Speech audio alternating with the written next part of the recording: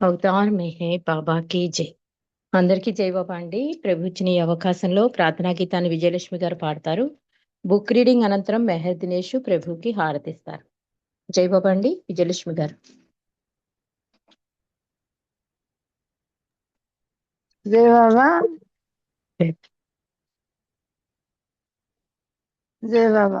अवतार मेहर बाबा की जय। नमो मेहर बाबा अवतार नमो देव देवा। प्रभु नमो मेहर बाबा अवतार नमो देव देवा।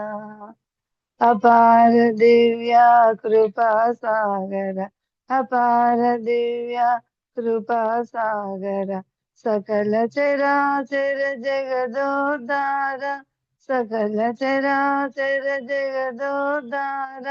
नमो मेहर बाबा अवतार नमो देव देवा। प्रभु नमो मेहर बाबा अवतार नमो देव देवा। जोहार लिवे श्री मेहर बाबा जोहार लिवे श्री मेहर बाबा। मही जनिंచిన మానవ రూప మही జనించిన మానవ రూప ఇహ పరానంద జీవనమేవ ఇహ పరానంద జీవనమేవ భవ భయ భంజన పరమ పావన భవ భయ భంజన పరమ పావన। नमो मेहर बाबा अवतार नमो देव देवा। प्रभु नमो मेहर बाबा अवतार नमो देव देवा। అజ్ఞానాంధత అంతము చేసి అజ్ఞానాంధత అంతము చేసి దివ్య విజ్ఞాన దృష్టిన సంగి దివ్య విజ్ఞాన దృష్టిన సంగి హరిషడ్వర్గములంతరింపగా హరిషడ్వర్గమంతరింపగా అవ్యయ మోక్షం అనుగ్రహింపుము అవ్యయ మోక్షం అనుగ్రహింపుము। నమో మేరు బాబా अवतार नमो देव देवा। प्रभु नमो मेहर बाबा अवतार नमो देव देवा।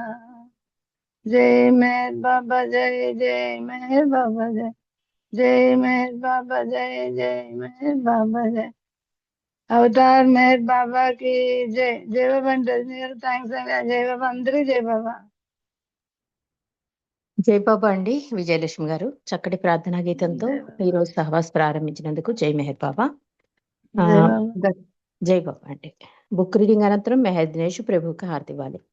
మనం గత కొన్ని రోజులుగా సద్గురు కార్యసరలేని ఐవిడ్యూస్ గారు అంటే దైవీ మానవుడిగా భగవంతుడు అవతారుడిగా కిందకి వచ్చినప్పుడు ఒక గురువు పాత్రను కూడా పోషిస్తాడు అని తెలియజేసే గ్రంథం అన్నమాట. ఇది పాశ్చాత్యులు కూడా అర్థమవడం కోసం ఆడు ప్రతిదీ కూడా విశదీకరించారు. ఎలా అంటే ప్రార్థనలో పాల్గొన్నారు బాబా అంటే ప్రార్థనలో బాబా కూడా పైకి చదివారేమో అనుకుంటారని మౌనంగానే బాబా ప్రార్థించారు అంటే అని మణి ఫ్యామిలీ లెటర్స్ లో చెప్పిన విషయాన్ని నిన్నటి రోజు మనం తెలుసుకున్నాం. ఆయన మౌనం కారణంగా ప్రార్థన వినేవారు, మేం చదివేవారు అని మణి ఫ్యామిలీ లెటర్స్ లో చెప్పిన విషయాన్ని నిన్నటి రోజు మనం తెలుసుకున్నామండి. ఈ రోజు విషయంలోకి వద్దాం. అంటే ఒక సంగీతం గురించి కూడా ఈ సహవాస్ జరుగుతూ ఉంటే ఈ లడ్డు జాన్ బాబు వీళ్ళందరూ వాళ్ళ అనుభవాలు చెప్తూ ఉంటారు. ఈలోగా ఒక స్త్రీ చెప్తుంది అంటే బాబా సంగీతం గురించి. అంటే బాబా సమక్షంలో పర్షియన్ సంగీతం చాలా అద్భుతంగా వినిపించింది. అదే సంగీతం మళ్ళీ చాలా చప్పగా అంటే బాబా లేనప్పుడు వింటే చాలా చప్పగా అనిపించింది. అది సంగీతంలో ఫాల్ట్ కాదు, అంతటా ఉన్న భగవంతుని గుర్తించకపోవడం వలన ఆయన లేడనే భావంతో వినడం వలన ఆ జ్ఞానం నాకు లేకపోవడం వల్ల సంగీతం చప్పగా వినిపించింది అని నిన్నటి రోజు కూడా మనం తెలుసుకున్నాం. ఈ రోజు విషయంలోకి వద్దాం. ఆ మరుసటి రోజున పాటలు ఎలా ఉన్నాయని బాబా అడిగారు. బాబా నా కేసు చురుగ్గా చూశారు. ఆయన చేతివేళ్లు చురుగ్గా కదులుతూ ఏదో చెప్పబోతున్నారని భావించా. ఆయన సాన్నిధ్యంలో ప్రేమ ప్రవాహపు ధ్వనులు అనుభవించాను అని చెప్తున్నారు. ఇక్కడ ఏంటంటే సంగీత పరిజ్ఞానం అని చెప్పి ఆ రంజు డైరీ నుండి తీసుకున్నది కూడా ఐవిడ్జిస్ గారు సప్లిమెంటరీలో తెలియజేస్తున్నారు. సంగీత పరిజ్ఞానం అంటే సంగీతం విషయంలో ఒకసారి రుస్తుంకి నావల్కి మధ్య వాదోపవాదాలు జరిగాయి. దీపక రాగాన్ని సరైన విధంగా పాడితే వర్షాలు కురుస్తాయి అని నావల్ అన్నాడు. దానికి రుస్తుం పాటల వల్ల వర్షాలు పడవు, దానికి ఆధ్యాత్మిక శక్తి ఉండాలి అంటూ వాదించాడు రుస్తుం. గుస్తాజీ ఈ వాదోపవాదాల వివరాలు బాబాకి చెప్పాడు. బాబా నావల్ అభిప్రాయంతో ఏకీభవించారు. సంగీతం వల్ల వర్షాలు కురిపించవచ్చు అని. అంటే బాబా వీళ్ళిద్దరూ వాదించుకున్నారు. సంగీతం వల్ల ఏదైనా సాధ్యమవుతుంది, వర్షాలు కూడా పడతాయని చెప్తున్నాడు నావలు. రుస్తుం అంటాడు సంగీతం వల్ల జరగాలి అంటే దాని వల్ల జరగదు, అది ఆధ్యాత్మిక శక్తి వల్లనే జరుగుతుందని రుస్తుం వాదిస్తున్నాడు. ఇది గుస్తాజీ తీసుకెళ్లాడు. గుస్తాజీ తెలుసు కదా, బాబాతో పాటు మౌనం ఉన్నారు. ఆయన బాబా దగ్గర తీసుకెళ్తే బాబా అన్నట్టు లేదు లేదు నావల్ చెప్పింది కరెక్టే, అది జరుగుతుంది అని చెప్పారట. సంగీతం వల్ల వర్షాలు కురిపించవచ్చు అని, దానికోసం అతీంద్రియ శక్తుల అవసరం లేదని బాబా చెప్పారు. బాబా ఇంకా ఇలా చెప్పారు, సాధారణంగా ఆకాశంలో మేఘాల ఘర్షణ కారణంగా వర్షాలు సంభవిస్తాయి. అలాగే శబ్ద వలయాలు కూడా ఆకాశంలో ప్రయాణిస్తాయి. దానికి కొంత సమయం పడుతుంది. ఉదాహరణకి చాకిరేవులో చాకలి బట్టలను బాదినప్పుడు ఆ శబ్దం చెవులను చేరడానికి కొంత సమయం పడుతుంది కదా. అదే విధంగా దీపక రాగం ఆలపించినప్పుడు దాని ధ్వనుల వలయం ఆకాశంలోని మేఘాలను చేరి ప్రకంపనను కలిగించడానికి కొంత సమయం పడుతుంది. మేఘాలతో ధ్వని వలయాల సంఘర్షణతో మేఘాలు ఒకదానితో ఒకటి ఢీకొని వర్షిస్తాయి. అది సహజంగానే జరిగిపోతుంది, అందులో నమ్మకపోవడానికి ఏముంది అన్నారు బాబా. దీనితో పోలిస్తే వైర్లెస్ టెలిగ్రఫీ మరింత అద్భుతమైనది. ఏ విధమైన తీగల అనుసంధానం లేకుండా సందేశాలు ఒక చోటు నుండి మరొక చోటికి ప్రయాణిస్తూ ఉంటాయి. మరి ఈ ధ్వని ఏమిటి, ఎక్కడ పుడుతోంది? నోట్లోంచి శబ్దం వస్తూ ఉంటే అది ఎక్కడో ఉండాలి కదా. నిజానికి ధ్వని విశ్వమంతా నిండి ఉంది. భగవంతుడు శబ్దము వెలుగు కూడా. శబ్దము వెలువడడానికి నోరు ఒక ఉపకరణ. నోట్లోంచి ధ్వని బయటకు వచ్చింది అంటే అది అంతటా నిండి ఉన్న విశ్వాత్మక ధ్వనిలో లీనమైపోతుంది. శబ్ద తరంగాలు తంత్రులు లేకుండానే ప్రయాణిస్తున్నప్పుడు ప్రయాణిస్తున్నప్పుడు సంగీత రాగాల వలన కలిగిన వలయాలు మేఘాలను తాకి వర్షింపజేయడంలో వింతేమీ లేదు అన్నారు మెహర్ బాబా. శబ్ద తరంగాల వలన వర్షం కలగడంలో ఆధ్యాత్మికత గాని అసహజత కానీ ఏమీ లేవు. అదేవిధంగా పునశ్చరణ చేస్తున్నప్పుడు వాటి అర్థాలు తెలియకపోయినా శబ్ద తరంగాలు వ్యాప్తిస్తాయి. పార్సీల జెండా, అవెస్తా, పవిత్ర ఖురాన్ వంటి గ్రంథాలు ఒక నిర్దిష్టమైన రీతిలో అమర్చబడి వాటిని వల్లించినప్పుడు శబ్ద తరంగాలు విశ్వాత్మక ధ్వనిలో లీనమయ్యి ఆధ్యాత్మిక ప్రభావాన్ని కలిగిస్తాయి అంటున్నారు. అంటే ఇప్పుడు మన సంగీతం వల్ల వర్షాలు పడుతున్నాయి అంటే అది సహజం. అంటే అందుకే కదా అంటారు పాజిటివ్ థింకింగ్ గా ఉండాలి. బాబా కూడా అంటారు నాన్ వెజ్ తినచ్చా, వెజ్ తినచ్చా అని అడిగితే నోట్లోకి వెళ్ళేది కాదు, నోట్లోంచి బయటకు వచ్చేది ముఖ్యం, మాట ముఖ్యం అంటారు బాబా. అందుకే మాట ద్వారా ఎవరిని బాధ పెట్టకండి అంటారు. అది కొన్ని జన్మల సంస్కార బంధమైపోతుంది అని. అంటే ఒక సౌండ్ బయటకు వస్తుంది అంటే అది విశ్వాత్మంలో కలిసిపోతుంది అని చెప్తున్నారు బాబా. అంతటా అన్నిటా నిండి ఉన్న భగవంతుడు శబ్దము వెలుగు కూడా అని చెప్తున్నారు బాబా. అంటూ ఏం చెప్తున్నారు అంటే ఒక ఖురాన్ గాని అవెస్తా గాని ఏ పవిత్ర గ్రంథమైనా ఎందుకు చదవమంటారండి? చదువుతూ ఉంటారు. ఆ గుణాలు, భగవంతుడి గుణాలు తెలుసుకోవడం, ఆ వైబ్రేషన్స్ ఇంట్లో ఉండడం వల్ల ఆ పరిసరాలు కూడా పవిత్రమైపోతాయి. అందుకే పెద్దలు చూడండి నామస్మరణ రాత్రి సాయంత్రం వేసరి గుడికి వెళ్ళిపోయేవారు, పురాణ కాలక్షేపం అని వెళ్ళిపోయేవారు. ఎందుకంటే మార్నింగ్ నుంచి ఉన్న స్ట్రెస్ రిలీఫ్ అయిపోయేవారు ఆ పవిత్రమైన ప్లేస్ లో. ఆ పవిత్రమైన ప్లేస్ మన ఇంట్లోనే పెట్టుకోవచ్చని బాబా అదే చెప్తారు.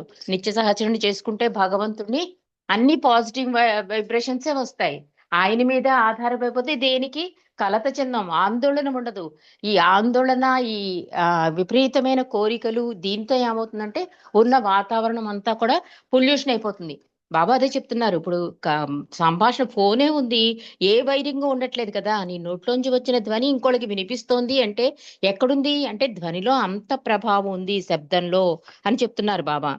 అలా ఈ సంగీత పరిజ్ఞానం గురించి బాబా తెలియజేశారు.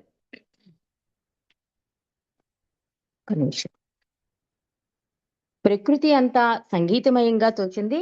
బొంబాయి నుండి ఢిల్లీ వెళ్ళాను అంటే బాబా చెప్పిన ఈ సంగీత పరిజ్ఞానం విన్నాక ఆవిడికి చాలా అద్భుతంగా అనిపించింది.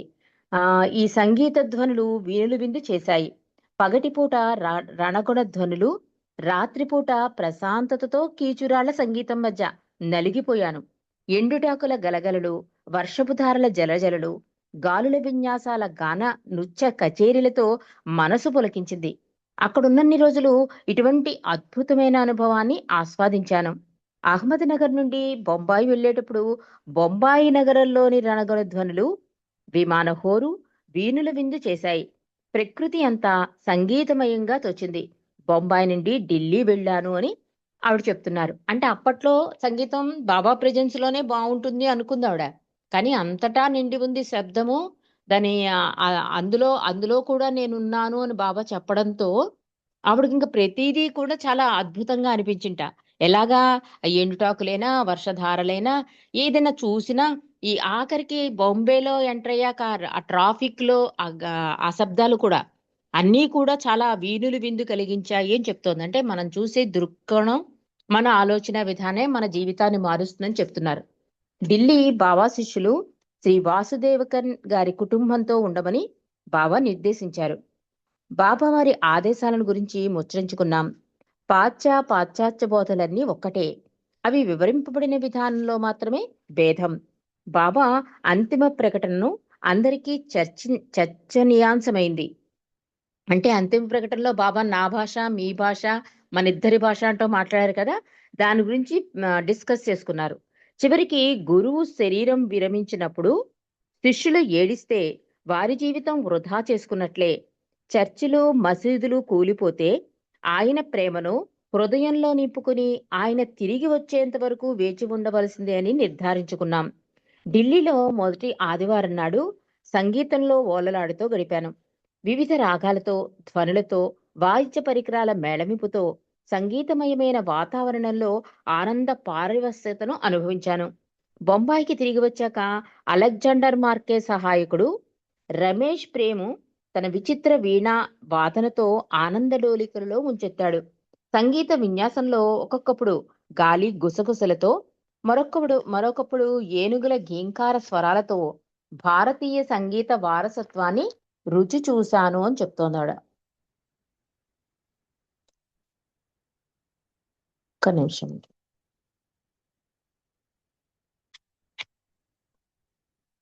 కైరోలో నైలిన్ నదీ తీరంలో కస్సాత్కార్ ఓడలో డెక్కుపైన కూర్చుని పైన్ సెడార్ వృక్షాల గుసగుసలు, సంగీతం ఆస్వాదించాను. ఇక్కడ క్షణక్షణం బాబా యొక్క సాన్నిధ్యం అనుభవించా. వెన్నెల రాత్రిలో బాబా మా హృదయాలను తెరిపించిన అనుభూతి కలిగింది. అందుకే బాబా కూడా మెహ్రాబాద్లో నా దర్శనం అయ్యాక ఇంకెక్కడికి వెళ్ళొద్దు అంటారు. ఎందుకంటే ఆ ప్రసాదాన్ని ఇంటికి తీసుకొస్తే కొన్ని రోజులు, కొన్ని నెలలు అందులోనే ఉండగలుగుతామండి. అది ఆస్వాదిస్తామట. అదే పక్కకెళ్ళిపోతే కనుక ఆ ప్రసాదం ఏమవుతుందంటే డైవర్షన్ అయిపోతుంది. మాయలో పడిపోతాం. ఆ ప్రేమ ప్రసాదాన్ని డైరెక్ట్ గా ఇంటికి తీసుకెళ్తే కొన్ని రోజులు. అందుకే చూడండి, మనం మెహరాబాద్ నుంచి వచ్చినా కూడా కొన్ని రోజులు అక్కడే ఉన్నట్టు, టీ బెల్ కొడుతున్నట్టు, సమాధి దర్శనం అయిపోతుంటే మన కళ్ళు వచ్చేస్తూ ఉంటాయి. తీరా బయటకు వచ్చి చూసాక కళ, అయ్యో ఇది కళ అనిపిస్తుంది. అంటే ఇంకా మనం ఉండవలసిన ఆత్మ ప్లేసు పరమానంద స్థితిలో. అంటే మెహరాబాదు బాబా సమాధి అన్నది అద్భుతమైన ప్లేస్ కనుక అక్కడ ఉన్నంతసేపు మనం వారాలు, డేట్లు అన్ని మర్చిపోతామండి. నిజం చెప్పాలంటే మన వాళ్ళను కూడా మర్చిపోయేంత అద్భుత పుణ్యస్థలం మెహరాబాదు. అక్కడి నుంచి వచ్చేసాక డైరెక్ట్ బాబా ఎందుకు రమ్మంటారు అంటే ఆ ప్రసాదాన్ని కొన్ని నెలలైనా నీతో ఉంచుకుంటావు. దానివల్ల మళ్ళీ ఛార్జింగ్ అయిపోతే ఫోన్కి ఎలా ఛార్జ్ పెడతావో, అది అయిపోయిన వెంటనే మళ్ళీ మాయకు మమేకం అయిపోతున్నాను నువ్వు గుర్తించుకుంటే కనుక మళ్ళీ వెంటనే మెహరాబాద్ వచ్చి నా దర్శనం చేసుకో అని చెప్తారు బాబా. అలాగా ఇక్కడ ఈవిడ కూడా ఏం చెప్తోంది, ఆ బాబా సాన్నిధ్యంలో బాబా చెప్పిన మాటలు విన్నాక ప్రతిదీ అద్భుతంగా కనిపిస్తోంది. ఆఖరికి వెన్నెల రాత్రిలో ఆ ఓడ డెక్ మీద కూర్చున్నా కూడా బాబా మా హృదయాలను తెరిపించిన అనుభూతి పొందుతున్నాను అని చెప్తోంది. తిరిగి న్యూయార్క్‌లో మామూలుగా వినిపించే నగర ధ్వనుల మధ్య కుటుంబ సభ్యుల ప్రేమతో స్వాగతించారు. ఇంటి పట్టున పిల్లల అల్లరి ధ్వనులు, ఆత్మీయ ఆలింగన స్పర్శలతో బాబా సాన్నిధ్యాన్ని, ప్రేమను నిరంతరాయంగా పంచుకుంటున్నాము అని ఈ ఫ్రెడ్ ఫ్రే తన కథనాన్ని చెప్పాట. అంటే అంత అద్భుత దర్శన భాగ్యాలు, సహవాస భాగ్యాలు పాశ్చాత్యులకి ఇచ్చారండి. అందుకే వాళ్ళు ఇంటికెళ్ళినా కూడా ఆ ప్రేమని అందరికీ పంచడం, దానిలోనే మా జీవితాన్ని ముందుకు తీసుకెళ్ళామని చెప్పడం. ఎంత అద్భుతమైన ఇదందరూ కూడా ఆచరించవలసిన విషయం. మెహరాబాద్ ఎళ్ళొచ్చేసాక ఇంక మళ్ళీ మన ఇంటికొచ్చేసి మనం మాయలో పడిపోకూడదు. ఆ అనుభూతిని బాబా ఇచ్చిన ఆ ప్రసాదాన్ని మనం ప్రతిరోజు జ్ఞాపకం చేసుకుంటూ ఆయనతోనే ఉండడానికి ఇదొక అవకాశంగా భావించుకుని మనం మళ్ళీ మన ప్లేస్‌కొచ్చినా కూడా ఆయనతోనే ఉంటాము అనే భావనతో జీవితాన్ని ముందుకు తీసుకెళ్ళాలన్నమాట. చాలా అద్భుతంగా చెప్పారు ఈవిడ ఫ్రెడ్.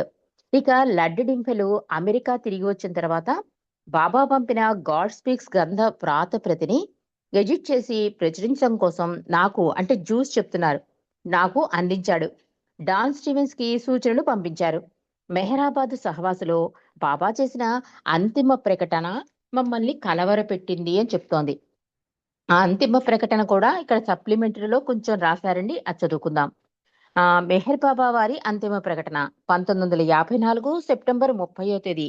ఇక్కడ బాబా అంటున్నారు, ఇక్కడ మీ అందరితో ఉన్నందుకు నాకు చాలా ఆనందంగా ఉంది. మీరంతా ఎంతో శ్రమ కోర్చి మెహరాబాద్ వచ్చారని నాకు తెలుసు. ఈరోజు మెహరాబాదులో ఉండడానికి మీలో కొందరు వేలాది మైళ్ళు ప్రయాణం చేసి ఖండాంతరాలను దాటి వచ్చారు.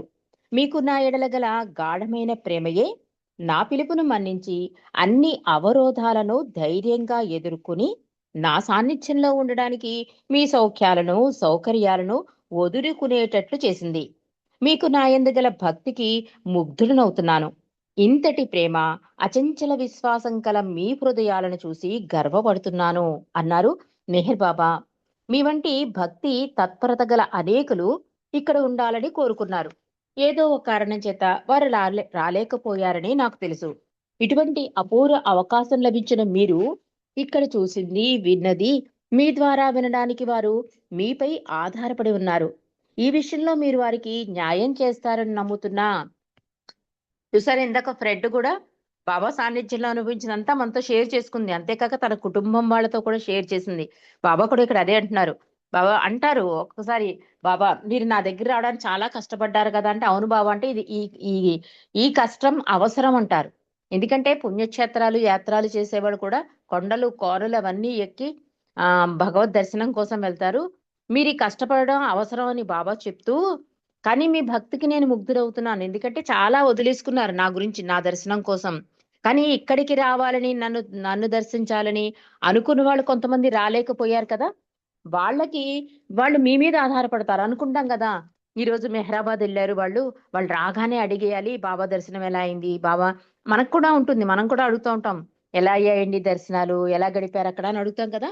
అలా మీకోసం వెయిట్ చేస్తూ ఉంటారు వాళ్ళు. కాబట్టి ఈ విషయంలో మీరు వారికి న్యాయం చేస్తారని నమ్ముతున్నాను అంటే, బాబా మీ ఏకాగ్రతని దృష్టి మళ్ళనివ్వకండి. న్యాయం చెయ్యాలి అంటే మనం అక్కడ అనుభూతి పొందాలి కదా! ఆ అనుభూతినే ప్రసాదంగా తీసుకొని వాళ్ళకి పంచాలి. అందుకని బాబా ఇండైరెక్ట్ గా చెప్తున్నారు. మీరు వారికి న్యాయం చేస్తారని నమ్ముతున్నాను అని చెప్తున్నారు. నా యందు సంపూర్ణమైన ప్రేమ, విశ్వాసాలతో మీరిక్కడ ఉన్నా, నన్ను మరలా దర్శించుకోవడం వల్ల మీరు ఆనందంగా ఉన్నా, నేను ఏ ఉద్దేశంతో మిమ్మల్ని ఆహ్వానించానో మీరు తెలుసుకోగల విధంగా తెలుసుకోలేరని నాకు తెలుసు. నేటి సమావేశపు ప్రాముఖ్యతా సమయం వచ్చినప్పుడు మీరు అనుభవించగలరు. ఆ సమయం కోసం ఎన్నో మాసాలు వేచి ఉండవలసిన పని లేదు. లోకంలో జరగవలసిన నేను చెప్పినవన్నీ జరిగే సమయం దగ్గరలోనే ఉంది. ఆ సంఘటనలను మీలో చాలా మంది ప్రత్యక్షంగా చూడగలరు. మెహ్రాబాదులో ఉన్న ఈ 2 రోజుల్లో జరిగేదంతా అప్పుడు మీరు గుర్తుకు తెచ్చుకోగలరు. నేను కొత్త సంస్థలు వేటిని స్థాపించేందుకు రాలేదు. పాత వాటినే పునరుద్ధరించేందుకు వచ్చి ఉన్నాను. ఆశ్రమాలు, మఠాలు స్థాపించడానికి రాలేదు. నా విశ్వ కార్యక్రమ నిర్వహణ కోసం అటువంటివి స్థాపించి, నా పని పూర్తి కాగానే వాటిని ఎత్తివేస్తూ ఉంటాను. విశ్వమే నా ఆశ్రమం. మానవ హృదయమే నా ఇల్లు. ఎవరి హృదయాలలో నేను తప్ప మరి వేనికి తావుండదో అటువంటి హృదయాలలో మాత్రమే నేను వ్యక్తమవుతాను. విశ్వాత్మకమైన నా ప్రేమ ధర్మానికి ప్రాముఖ్యత తగ్గినప్పుడు దానిని పునరుద్ధరించడానికి మతాచారాల పేరుతో ప్రేమను కలుషితం చేస్తున్న కర్మకాండలను రూపు మాపడానికి నేను వస్తూ ఉంటాను. నేడు సర్వత్రా వ్యాపించి ఉన్న కల్లోల పరిస్థితికిని అశాంతికిని ఫలితంగా ప్రతి మానవ హృదయంలో అధికార వాంఛ, ధనదాహం, కీర్తి కామం కలుగుతున్నాయి. అందుచేతనే వర్ణింపనలవి కాని దుఃఖాలు, ద్వేషం, మాత్సర్యం, ఆశాభంగాలు, భయోతత్వాలు ప్రపంచంలో ప్రబలినాయి. లోకంలో స్థిరమైన సౌఖ్యాలు, శాంతి సమృద్ధుల విస్తరణకు ఎన్ని ప్రయత్నాలు జరుగుతున్నా ప్రపంచం అధికంగానే దుఃఖాన్నే అనుభవిస్తోంది. మానవుడు శాశ్వత ఆనందాన్ని స్వల్పంగానైనా అనుభవించాలి అంటే భగవంతుడు సర్వాంతర్యామిగా అందరిలోనూ ఉన్నందువల్ల ఆయన సర్వమూ తెలుసుకుంటున్నాడని, ఆయనయే అందరిలో ఉండి కర్మలను, ప్రతిక్రియలను నిర్వహిస్తున్నాడని మానవుడు అనుభవపూర్వకంగా తెలుసుకోవాలి. భగవంతుడే మానవుని దుఃఖానుభవానికి పరాకష్ట స్థితిని కలుగజేస్తున్నాడని గ్రహించాలి. తిరిగి భగవంతుడే మిథ్యారూపమైన ఈ దుఃఖానుభవాన్ని నిర్మూలించి మిథ్యా సౌఖ్యాన్ని కలిగిస్తాడు. మాయ సృష్టిగా వ్యక్తమైన లేదా సత్యత్వములో ఒకటైపోయినా లేదా సత్యముగా కానీ అసత్యముగా గాని పరిగణించబడిన జ్ఞానుల చేత మిథ్యగా భావింపబడిన ఏ స్థితిలో ఉన్నా మాయా మాయయే అవుతుంది. ఊహకి అంతం లేనట్టుగానే మాయకు అంతం లేదు. మాయ అనేకంగాను, ఒక్కటిగాను, రెండు విధాలుగా అనుభవించబడుతూ ఉంటుంది. అనేకత్వం చేత అనేకత్వంగా పెంపొందుతుంది. ఏకత్వం అనంతంగా పెరుగుతుంది. అనేకత్వంలో మాయ వృద్ధి చెందుతుంది. అది దాని ధర్మం. నేడు మిథ్యా ప్రపంచంలో గోచరిస్తున్న విషమ పరిస్థితులు మిథ్యాకాలం యొక్క ప్రారంభ దశలో లేవు. చైతన్య పరిణామ ప్రారంభ దశలో మాయలో అనేకత్వం కనిపిస్తున్న ఏకత్వ స్థితి మాత్రమే అలా ఉంది. చైతన్యం పెరుగుతున్న కొలది అనేకత్వం కూడా పెరుగుతూ హద్దులు మీరుతోంది. సముద్ర తరంగాల్లా ఉవ్వెత్తుని లేచిన అనేకత్వం తనంతట తానే మాయలో లయమైపోయి మరలా ఏకత్వ స్థితిని ప్రారంభిస్తోంది. మానవ దుఃఖం అత్యున్నత స్థాయికి పెరిగినప్పుడు మాయందు కనిపించే అనేకత్వ స్థితి నశించిపోతుంది. మానవులు ఏకత్వ భావం, సోదర భావం అనుభవించకుండా అవరోధం కలిగించే భేదభావం నిర్మూలించబడే సమయం ఆసన్నమైంది. ఇది భగవద్ నిర్ణయం.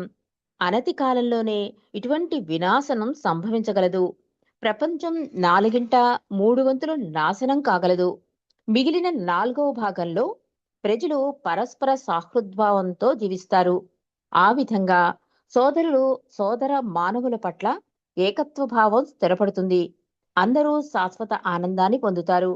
నా మౌన విరమణకు ముందు గాని, మౌన విరమణ జరిగిన వెనువెంటనే గాని 3 వంతుల ప్రపంచం నశిస్తుంది. ఇదంతా త్వరలోనే జరిగేటందుకు నేను త్వరలోనే మౌన విరమణ చేస్తాను. ఇప్పుడు మానవాళి మాయా సంబంధమైన అనేకత్వంలో మునిగి ఉంది. మత సంబంధమైన మూర్ఖపువాద వివాదాల వల్లను, సభలు, సమావేశాల వలను మానవుల్లో సమభావం, ఏకత్వ భావం కలగవు. మానవ హృదయంలో ప్రేమ భావం జాగృతమైనప్పుడు అనేకత్వంలో ఏకత్వ భావం కలుగుతుంది. అందుకోసమే నేను వచ్చి ఉన్నాను. మిథ్యారూపమైన అనేకత్వం మీరు అనుభవిస్తున్నప్పటికీ ప్రేమ మూలంగా ప్రపంచంలోని అన్ని మతాలు, జాతులు, తెగల వారిలో ఏకత్వ భావన కలిగించేందుకు మీ హృదయాలలో ప్రేమ బీజాలు నాటడానికి నేను వచ్చి ఉన్నాను.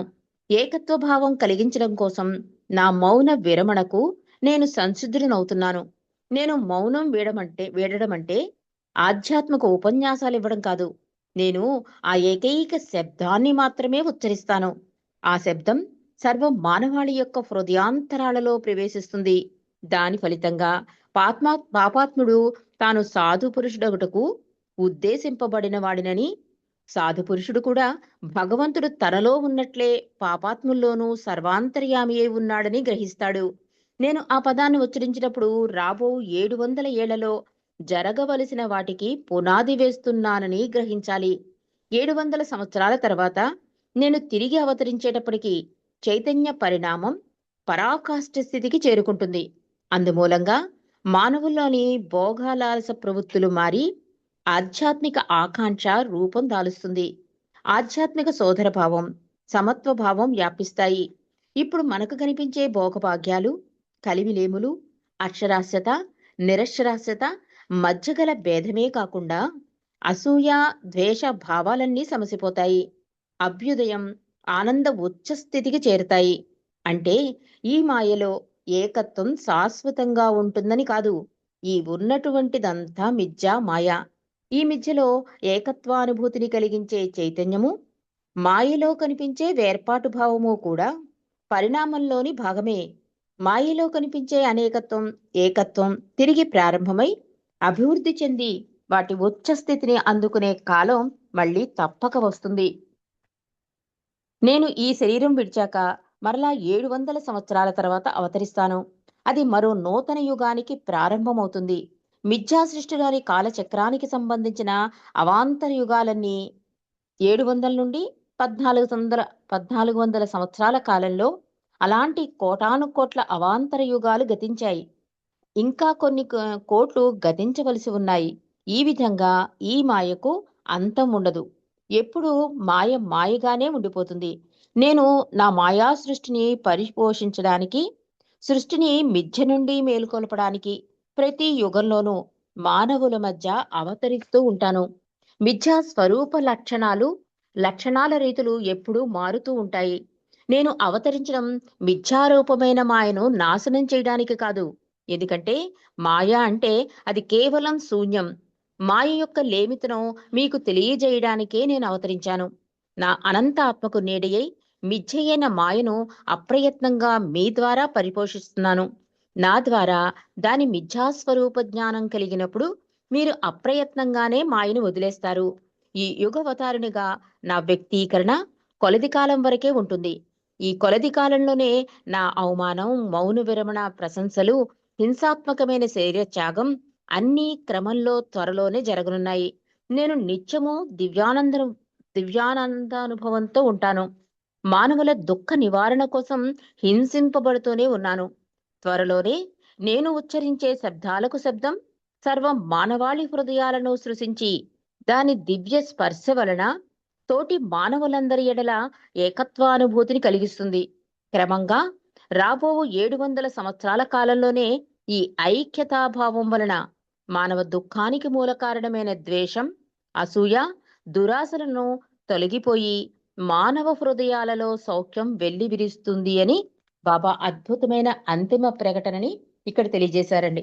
దీన్ని కొంచెం సరళంగా రేపు మనం తెలుసుకుందాం. దీన్ని రామకృష్ణ గారు చాలా అద్భుతంగా రాశారు. అది ఈ పుస్తకంలో లేకపోయినా అంటే కొంచెం సరళంగా మనకు అర్థమయ్యే రీతిలో రామకృష్ణ గారు రాశారు. అది మనం చదువుకుందాం రేపు. అవతార్ మెహర్ బాబా కి జై. జై బాబా అండి. దినేష్, జై బాబా. జై బాబా. అవతార్ మెహర్ బాబా की जय. సనాతన పురుషుడవు నీకే ప్రభుమా, మనసు హారతులో పలుకకే ఎదలు దోచిన నీకివేమా ప్రేమ హారతులో. సనాతన పురుషుడవు నీకే ప్రభుమా, మనసు హారతులో పలుకకే ఎదలు దోచిన నీకివేమా ప్రేమ హారతులో.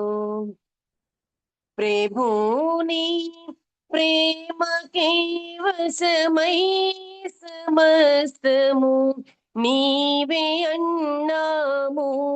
సదాని నామస్మరణములో ఇలాగే బ్రతుకుచున్నాము.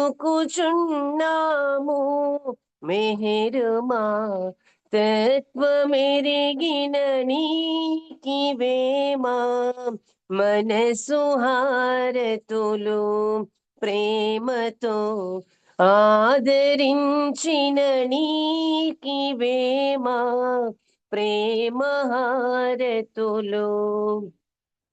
కనులలో నిండిపోయేను నీ రూపం మందహాసముతో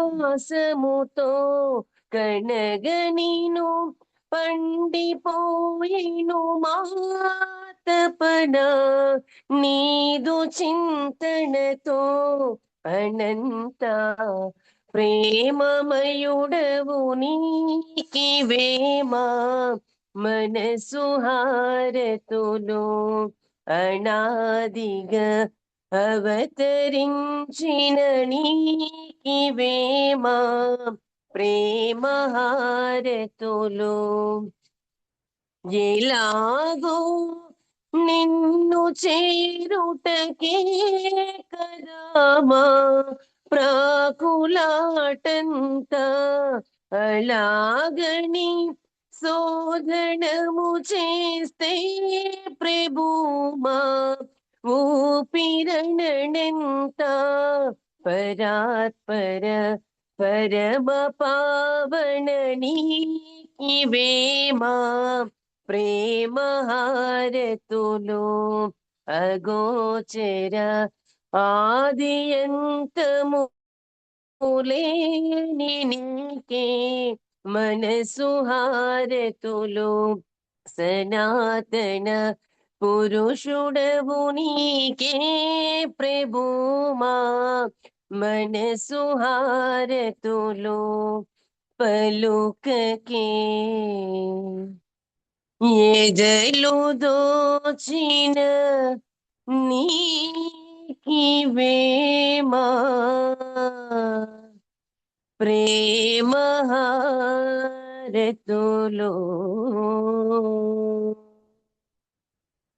అవతార్ మెహర్ బాబా की జై జై బాబా అమ్మ థ్యాంక్ యూ అందరికీ జై బాబా జై బాబా దినేష్ అందరికీ జై బాబా అండి జై బాబా అమ్మ అందరికీ జై బాబా అండి జై బాబా